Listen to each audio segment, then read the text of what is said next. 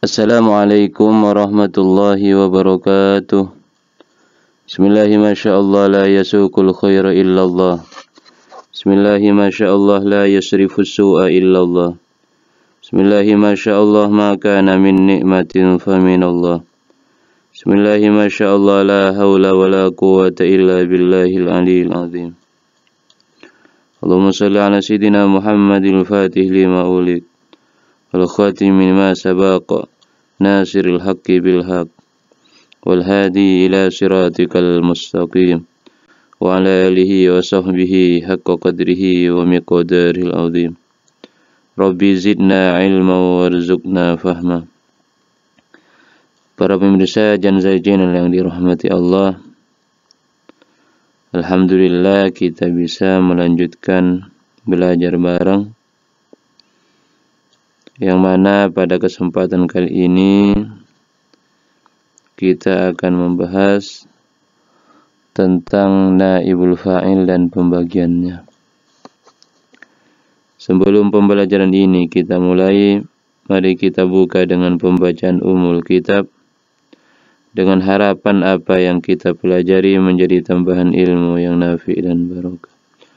Ala hadhihi niyya wa ala kulli niyatin shalihah wa ala ma nawa salafuna salih. Al-Fatihah. Alhamdulillah. Ihdinas siratal mustaqim, siratal ladzina an'amta 'alaihim ghairil maghdubi 'alaihim waladdallin.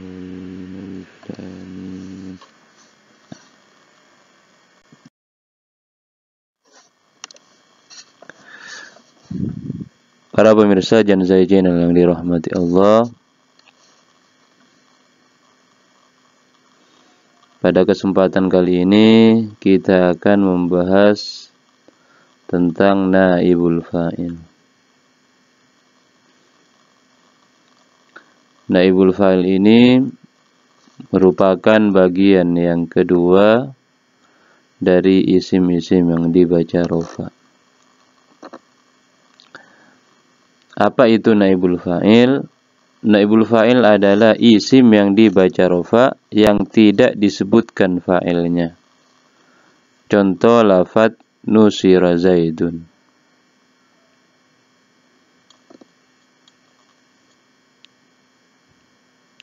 Zaid ditolong. Asalnya adalah nasara Muhammadun Zaidan. Muhammad menolong Zaid. Kemudian fa'ilnya dibuang. Setelah fa'il dibuang, fi'il tetap butuh kepada musnad ilaih atau butuh terhadap fa'il. Kemudian maf'ul bih ditempatkan di posisi fa'il, lalu hukum fa'il diberikan kepada maf'ul bih. Kemudian dari proses ini, lafadz nasara Muhammadun Zaidan menjadi nusira Zaidun.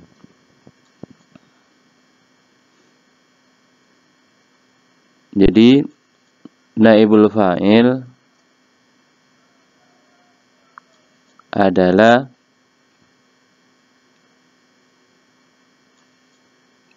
isim yang dibaca rofa yang tidak disebutkan fa'ilnya. Jadi pada lafadz sebelumnya, pada pembahasan sebelumnya yaitu tentang fa'il. Fa'il itu artinya isim yang dibaca rofa yang terletak setelah fi'il. Untuk naibul fa'il, ini juga isim yang dibaca rofa yang terletak setelah fi'il. Apa bedanya? Kalau sebelumnya fa'il itu adalah pelaku, kalau naibul fa'il ini adalah objek atau sasaran. Asalnya naibul fa'il itu adalah maf'ul bih, masuk bagian isim-isim yang dibaca nasab. Seperti contoh nusira Zaidun. Asalnya lafadz nasara Muhammadun Zaidan. Muhammad menolong Zaid.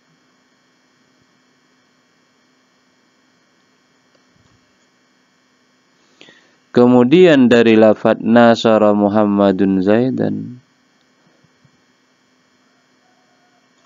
fa'ilnya dibuang, yaitu lafadz Muhammadun dibuang.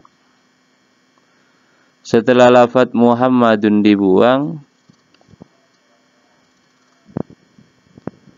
atau setelah fa'ilnya dibuang, fi'il tetap membutuhkan kepada musnad ilaih, atau tetap membutuhkan kepada fa'il.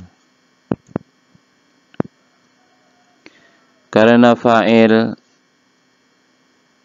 tetap dibutuhkan, kemudian maf'ul bih-nya ditempatkan di posisi fa'il. Lalu hukum fa'il diberikan kepada maf'ul bih. Jadi naibul fa'il ini asalnya maf'ul bih atau menjadi objek.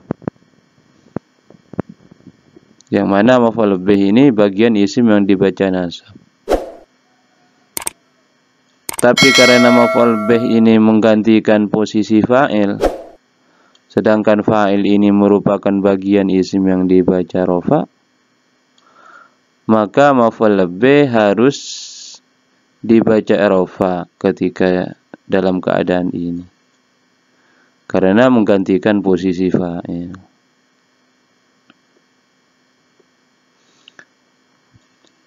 Sama dengan contoh misalnya kita seorang nelayan, kemudian kita menggantikan posisi pedagang, maka yang asalnya sebagai pelayan, sebagai nelayan, maka ketika kita menggantikan posisi sebagai pedagang, maka kita harus berdagang.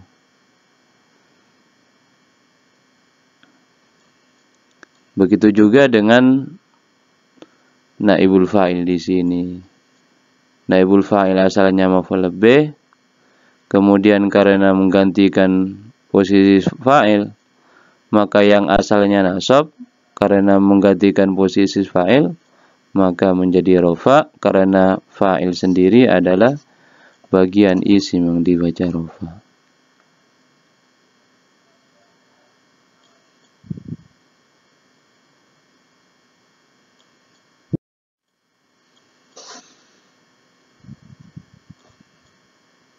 Kemudian selanjutnya ini membahas tentang fi'ilnya naibul fa'il.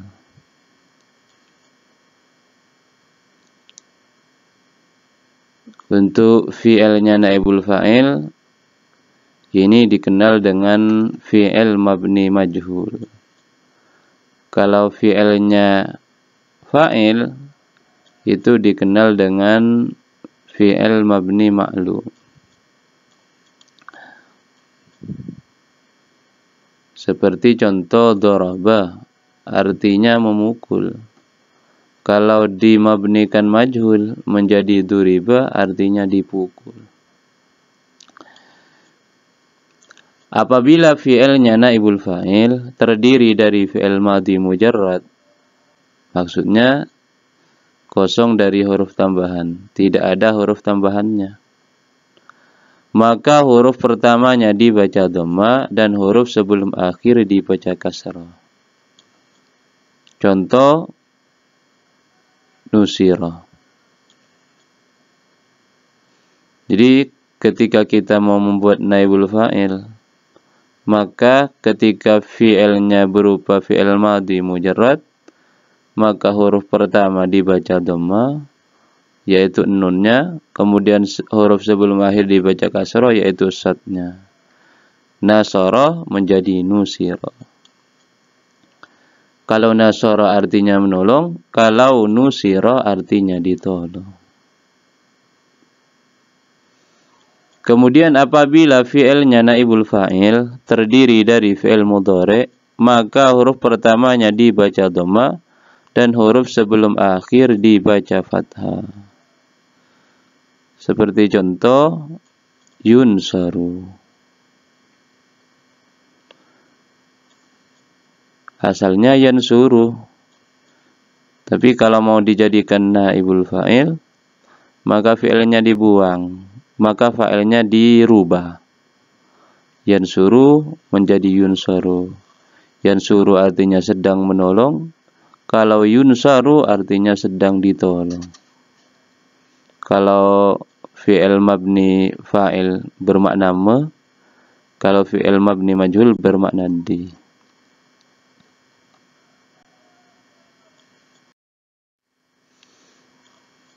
Kemudian selanjutnya, apabila fi'ilnya naibul fa'il didahului hamzah, maka huruf pertama dan yang ketiga dibaca dhamma, dan huruf sebelum akhir dibaca kasrah. Dhamma awwaluhu wa thalithuhu wa kusira ma qabla akhirih. Di huruf pertama dan yang ketiga dibaca dhamma. Huruf pertama seperti contoh ustuf'ila. Huruf pertama adalah hamzahnya. Kemudian huruf yang ketiga ta'nya itu sama-sama dibaca dhamma. Kemudian huruf sebelum akhir dikasrahkan. Istaf'ala menjadi ustuf'ila.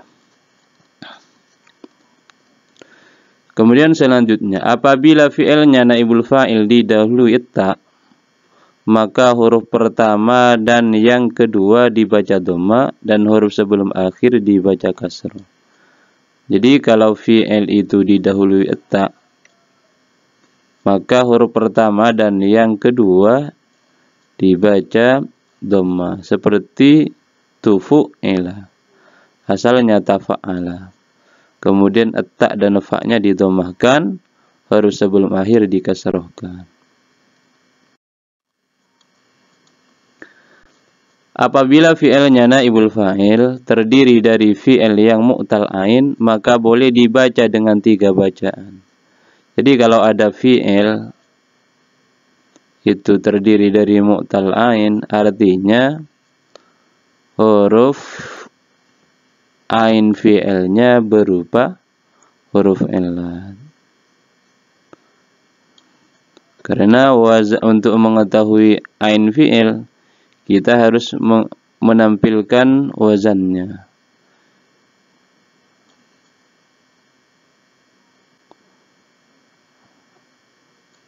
Misalnya lafaz kula. Kula ini mana ain fi'ilnya? Kita tampilkan wazannya yaitu fa'ala. Fa'ala berarti fa ain lam, berarti yang di tengah adalah ain fi'il namanya.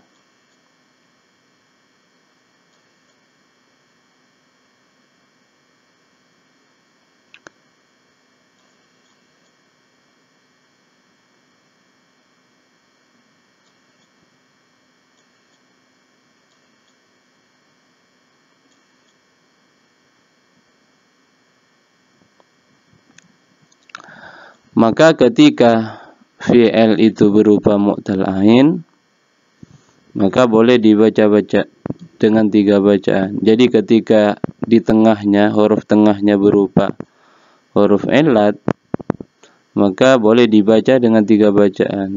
Misalnya qala menjadi yang pertama, fa fi'ilnya dibaca dhamma menjadi kula. Atau yang kedua, qala fa fi'ilnya dibaca kasrah menjadi qila. Kemudian yang ketiga dibaca ismam. Asalnya qala menjadi kuila.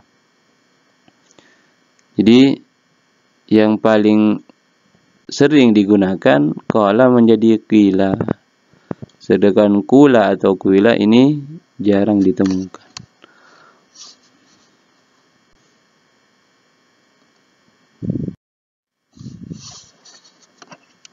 Kemudian pembagian naibul fa'il. Untuk pembagian naibul fa'il ini sama dengan pembagian fa'il.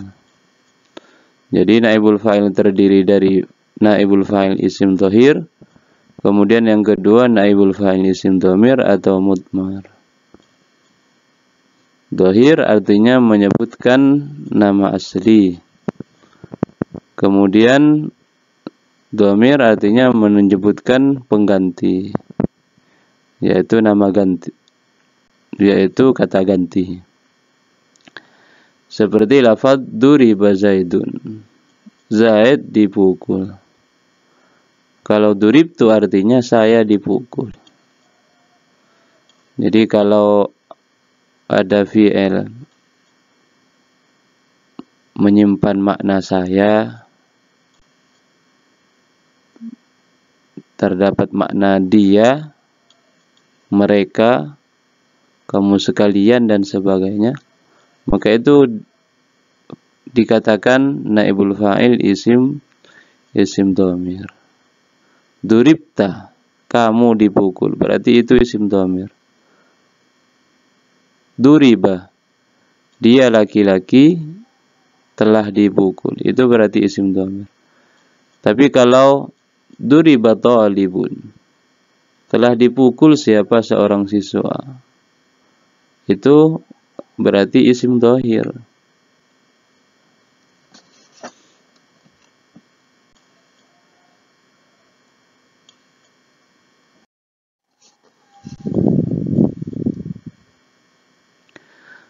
Kemudian fi'il harus sesuai dengan naibul fa'il isim dhahir di dalam mudzakkar dan muannasnya saja, tidak di dalam tasniyah dan jamaknya. Jadi kalau ada naibul fa'il yang posisinya terletak setelah fi'il, ini dikenal dengan naibul fa'il isim dhahir. Jadi setelah fi'ilnya langsung ada fa'ilnya. Beda dengan dhamir yang di dalam fi'ilnya itu terdapat naibul fa'il. Contoh duribal muslimu. Jadi harus sesuai di dalam tasniyah dan di dalam mudzakkar dan muannasnya saja, tidak di dalam tasniyah dan jamaknya. Contoh duribal muslimu. Ini yang untuk mudzakkar. Lafaz al-muslimu ini bermakna mufrad mudzakkar. Duriba mufrad mudzakkar. Kemudian duribal muslimani. Yang duriba untuk mufrad mudzakkar, al-muslimani tasniyah mudzakkar. Jadi muslimani tasniyah, duriba mufrad. Nah, untuk ketentuan naibul fa'il tetap menggunakan mufrad untuk fi'ilnya meskipun naibul fa'ilnya berupa tasniyah. Kemudian yang berupa jamak, duribal muslimuna, yaitu duriba berdhamir, duriba mempunyai makna mufrad, kemudian al-muslimuna mempunyai makna jama, yaitu banyak. Ini untuk ketentuan naibul fa'il sama dengan ketentuan fa'il. Kemudian yang untuk muannas, duribatil muslimatu. Duribat mufrad, al muslimatu mufrad. Duribatil muslimatani. Duribat mufrad, al muslimatani tasniyah. Duribatil muslimatu. Duribat adalah mufrad, al muslimatu adalah jama'.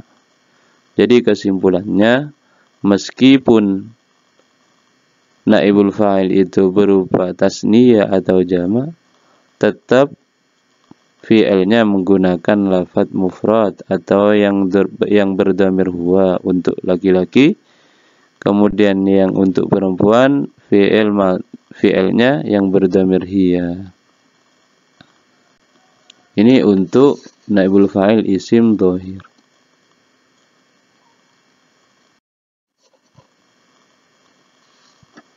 Untuk naibul fa'il isim mudmar ada ketentuan tersendiri. Untuk naibul fa'il isim mudmar, fi'il harus sesuai dengan naibul fa'il isim dhamir di dalam mudzakkar, muannas, mufrad, tasniyah dan jamaknya. Seperti Seperti contoh al-muslimu duriba. Jadi kalau berupa isim dhamir maka harus sesuai.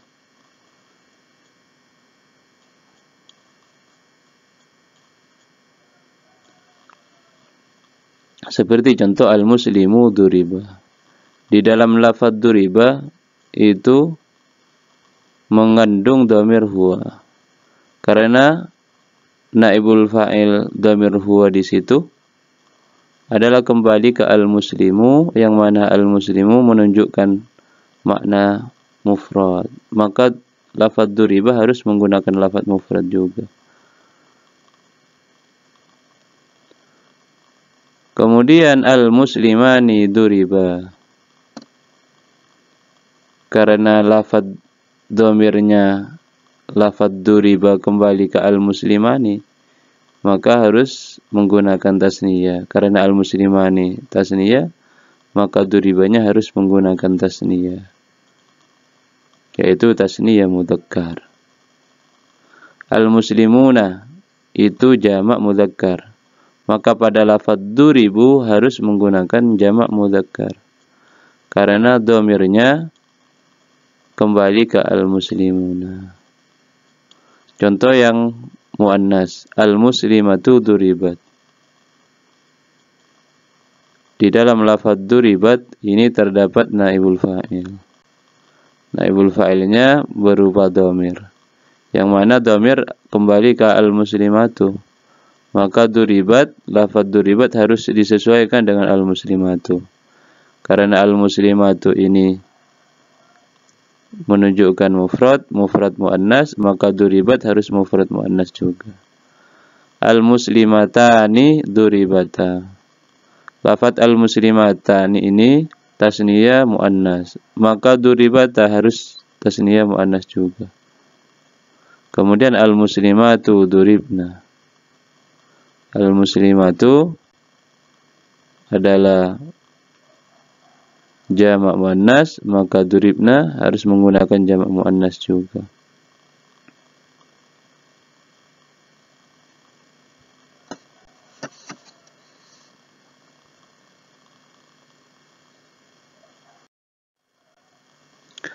Mungkin sekian dari kami, kurang dan lebihnya kami mohon maaf. Wal afwa minkum. Assalamualaikum warahmatullahi wabarakatuh.